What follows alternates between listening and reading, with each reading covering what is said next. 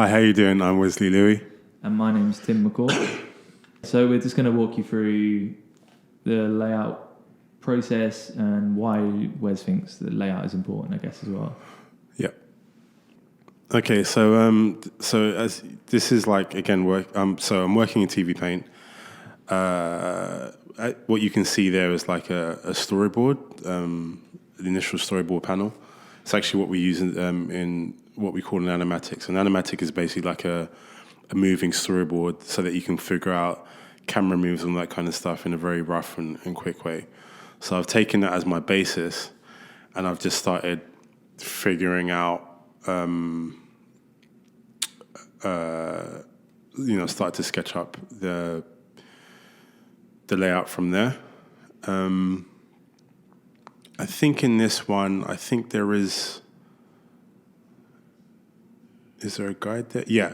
So with the, I had to figure out the perspective, and TV Paint has got this great tool where you can put in vanishing points, so you're not having to really guess. And what happens is when you turn on the guide, it kind of snaps.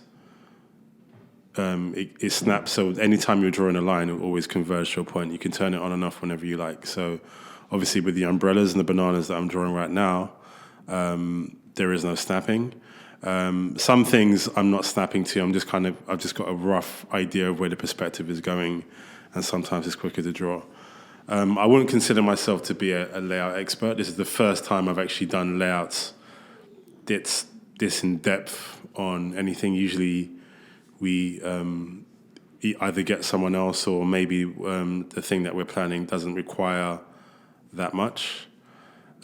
Actually, for those who might not be aware of exactly what a layout is, could you just walk someone through that?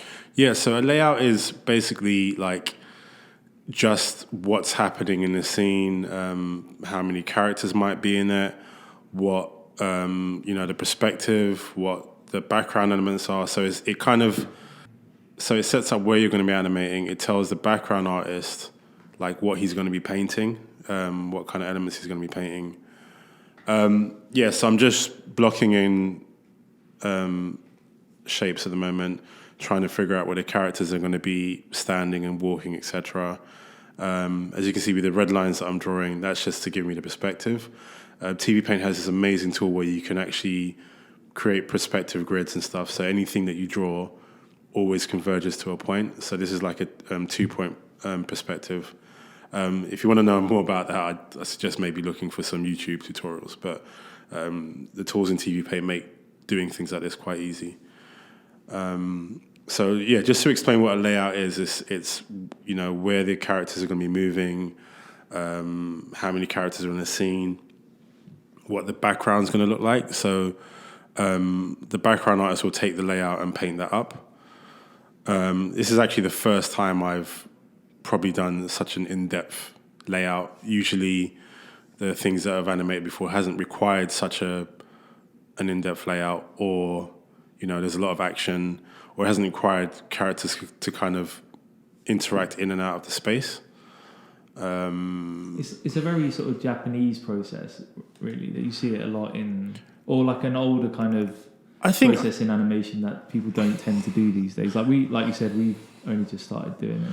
Yeah, I mean, we kind of usually use our storyboards or animatic and kind of go from there. And we usually have good painters that can kind of just take the information and work with that.